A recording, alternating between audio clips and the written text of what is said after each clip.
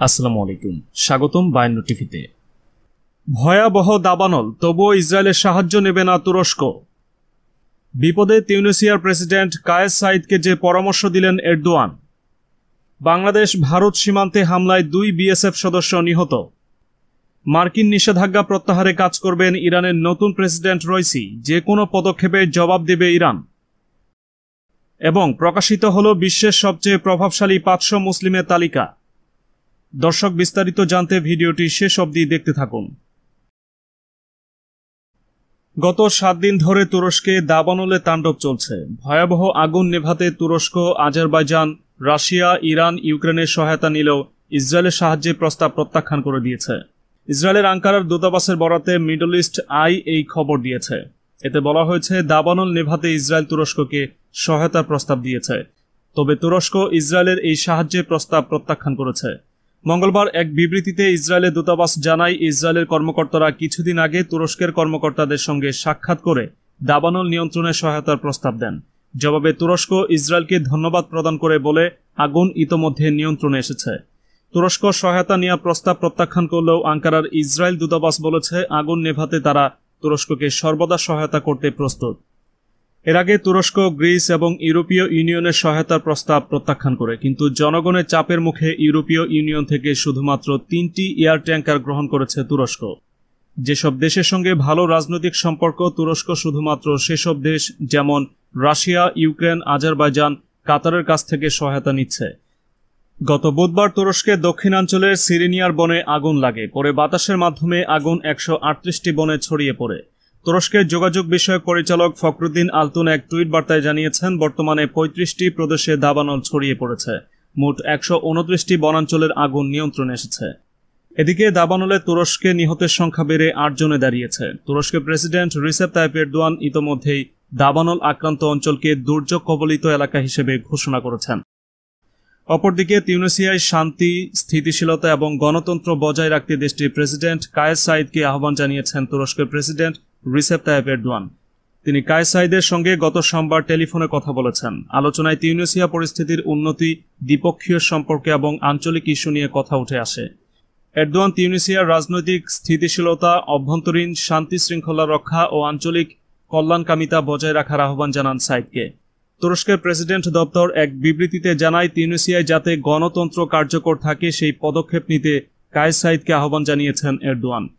তিনি বলেছেন, তিউনিসিয়া ও আশেপাশের দেশগুলোতে গণতন্ত্র খুবই প্রয়োজন। গণতন্ত্রই তিউনিসিয়াকে রক্ষা করতে পারে। এরদোয়ান আশা করেন তিউনিসিয়া চলমান রাজনৈতিক সংকট কাটিয়ে উঠতে পারবে। যতই বাধা আসুক, তিনি কায়েস সাইদকে তিউনিসিয়ার পার্লামেন্ট বহাল রাখার আহ্বান জানিয়েছেন। তিনি বলেন, গণতন্ত্রের অনুপস্থিতিতে দেশটিতে ভালো কিছু আসবে না। এদিকে তিউনিসিয়ার অর্থ, প্রযুক্তি ও কৃষি মন্ত্রীকে অব্যাহতি দিয়েছেন দেশটির প্রেসিডেন্ট কায়েস সাইদ। গত সোমবার প্রেসিডেন্টের ফেসবুক পেজে এক স্ট্যাটাসে তিনি এই অব্যাহতির কথা জানান। 25 জুলাই তিউনিসিয়ার পার্লামেন্ট 30 দিনের জন্য স্থগিত করেন প্রেসিডেন্ট কায়েস সাইদ। এরপর থেকেই দেশটিতে রাজনৈতিক উত্তেজনা চলছে। প্রেসিডেন্ট কায়েস সাইদ 460 ব্যবসায়ীর বিরুদ্ধে দুর্নীতি ও রাজনৈতিক দলগুলোতে অবৈধ অর্থায়নের অভিযোগ আনেন এবং তার তদন্তের নির্দেশ দেন।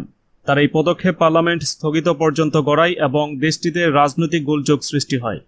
দেশটির প্রধান বিরোধী দল এন্নাহদার প্রধান ও পার্লামেন্টের স্পিকার রশিদ ঘানুচি প্রেসিডেন্টের এই সিদ্ধান্তের চরম সমালোচনা করেছেন।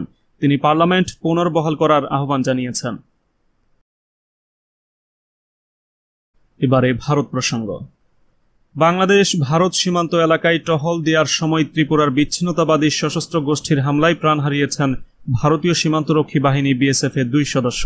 স্থানীয় সময় মঙ্গলবার ভোর 6:30টার দিকে রাজ্যের ধালাই জেলায় এই হামলা ঘটে। ত্রিপুরার জাতীয় মুক্তি ফ্রন্টের সদস্যরা অতর্কিত এ হামলা চালায় বলে জানিয়েছে বিএসএফ। সংগঠনটিকে আগেই নিষিদ্ধ করেছে ভারত সরকার।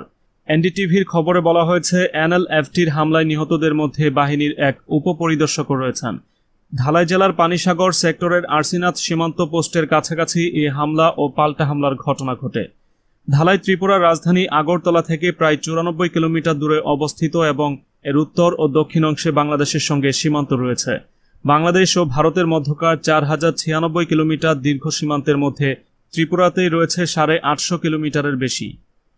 বিএসএফ এর এক মুখপাত্র জানিয়েছেন, বিচ্ছিন্নতাবাদীদের সঙ্গে বন্দুকযুদ্ধের সময় উপপরিদর্শক ভুরু সিং ও কনস্টেবল রাজকুমার গুরুতর জখম হয়ে প্রাণ হারান। ঘটনাস্থলে রক্তের চিহ্ন দেখে বোঝা যায় হামলাকারীরাও জখম হয়েছে। তিনি আরও জানান, হামলাকারীরা নিহত জওয়ানদের অস্ত্র নিয়ে গেছে। তাদের ধরতে ওই এলাকায় ব্যাপক তল্লাশি অভিযান শুরু হয়েছে। এবারে ইরান প্রসঙ্গ।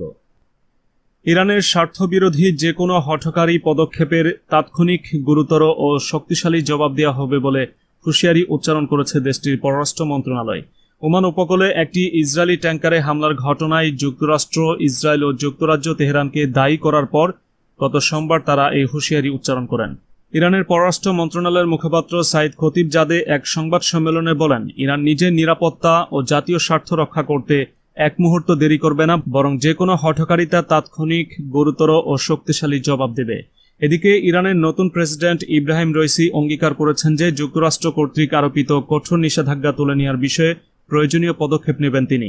এছাড়া অসন্তুষ্ট ইরানিদের মধ্যে সেতু বন্ধন তৈরিতেও তিনি ভূমিকা রাখার অঙ্গীকার করেছেন। তবে রইসি এও জানিয়েছেন, পশ্চিমাদের সঙ্গে ইরানের ভবিষ্যৎকে বাঁধবেন না তিনি। ইরানের সর্বোচ্চ নেতা আয়াতুল্লাহ আলী খামেনি মঙ্গলবার ইরানের 8ম প্রেসিডেন্ট হিসেবে রইসিকে অনুমোদন দেন। এরপরই রইসি যুক্তরাষ্ট্রসহ পশ্চিমা দেশগুলোর সঙ্গে হওয়া পরমাণু চুক্তি পুনরায় সচলের চেষ্টা চালিয়ে যাবেন বলে ইঙ্গিত দেন। 2015 সালে বারাক ওবামা সরকারের সময় এই চুক্তি হয়েছিল, যা 3 বছর আগে সাবেক মার্কিন প্রেসিডেন্ট ডোনাল্ড ট্রাম্প বাতিল করে দেন। তেহরানে এক টেলিভিশন অনুষ্ঠানে ইব্রাহিম রইসি বলেন, নিষ্ঠুর নিষেধাজ্ঞাগুলো তুলে নিতে অবশ্যই আমরা চেষ্টা চালিয়ে যাব, তবে নিশ্চিতভাবে আমরা আমাদের জনগণের জীবন, অর্থনীতিকে শর্তের বলি দিতে দেব না। পরমাণু চুক্তি নিয়ে যুক্তরাষ্ট্রের সঙ্গে কয়েক দফা আলোচনা হয়েছে ইরানের।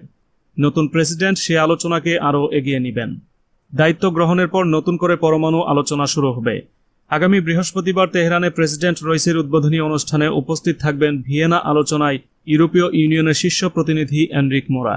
এ পদক্ষেপকে কঠোর সমালোচনা করেছে ইরানের আঞ্চলিক প্রতিদ্বন্দ্বী ইসরায়েল। সবশেষ জানিয়ে দিচ্ছি, প্রতি বছরের ন্যায় এবারও জর্দান ভিত্তিক royal Islamic strategic studies centre কর্তৃক প্রকাশিত হয়েছে বিশ্বের সবচেয়ে প্রভাবশালী 500 মুসলিমদের 2021 সালের তালিকা। এই তালিকায় চীনের সেন্ট্রাল মিনজু বিশ্ববিদ্যালয়ের অর্থনীতির অধ্যাপক Ilham Tohti man of the year ও 82 বছর বয়সী ভারতীয় প্রবীণ নারী Bilkis Bano women of the year হিসেবে বিবেচিত হয়েছেন। তালিকার প্রথম অবস্থানে রয়েছেন তুরস্কের প্রেসিডেন্ট রজব তায়েপ এরদোয়ান। দ্বিতীয় স্থানে রয়েছেন সৌদি আরবের বাদশাহ সালমান বিন আব্দুল আজিজ আল সৌদ। তৃতীয় স্থানে রয়েছেন ইরানের সর্বোচ্চ নেতা আয়াতুল্লাহ খামেনি। চতুর্থ স্থানে রয়েছেন জর্ডানের বাদশাহ দ্বিতীয় আবদুল্লাহ ইবনে আলী হুসেন। পঞ্চম স্থানে পাকিস্তানের সাবেক বিচারপতি মুফতি তাকি উসমানী রয়েছেন। ষষ্ঠ স্থানে রয়েছেন মরক্কোর বর্তমান বাদশাহ ষষ্ঠ মোহাম্মদ। সপ্তম স্থানে রয়েছেন আবুধাবির ক্রাউন প্রিন্স মোহাম্মদ বিন জায়েদ আল নাহিয়ান। অষ্টম স্থানে রয়েছেন বিশ্বের অন্যতম প্রভাবশালী ইরাকি অন্যতম প্রবক্তা আয়াতুল্লাহ আল উজমা সৈয়দ আলী আল হুসাইনি আজ সিস্তানি। নবম স্থানে রয়েছেন ইয়েমেনি সুন্নি সুফি ইসলামী পণ্ডিত, শিক্ষক, দারাল মুস্তফা শিক্ষালয়ের প্রতিষ্ঠাতা এবং ডিন শায়েখ আল হাবিব উমার বিন হাফিজ। দশম স্থানে সৌদির প্রভাবশালী কারাবন্দী আলেম শায়েখ সালমান আল আউদা। 11তম স্থানে উপসাগরীয় দেশ কাতারের আমির Sheikh Tamim bin Hamad bin Khalifa Al Thani. 12তম স্থানে রয়েছেন ইন্দোনেশিয়ার রাষ্ট্রপতি জোকো উইদোদো। 13তম স্থানে রয়েছেন মিশরের আল আজহার বিশ্ববিদ্যালয়ের প্রধান মুফতি আহমদ আল তাইব। 14তম স্থানে রয়েছেন সৌদি আরবের কিং আব্দুল আজিজ বিশ্ববিদ্যালয়ের অধ্যাপক আবদুল্লাহ বিন মাহফুদ ইবনে বাইয়া। 15তম স্থানে রয়েছেন পাকিস্তানের প্রধানমন্ত্রী ইমরান খান। এই তালিকায় শীর্ষ 50 জনের মধ্যে 27তম স্থানে রয়েছেন মাওলানা মাহমুদ মাদানী। 31তম স্থানে ডক্টর ইউসুফ আল কারজাভি। 34তম স্থানে শাইখ মাহমুদ আফেন্দি এবং 35তম স্থানে রয়েছেন মাওলানা তারিক জামিল।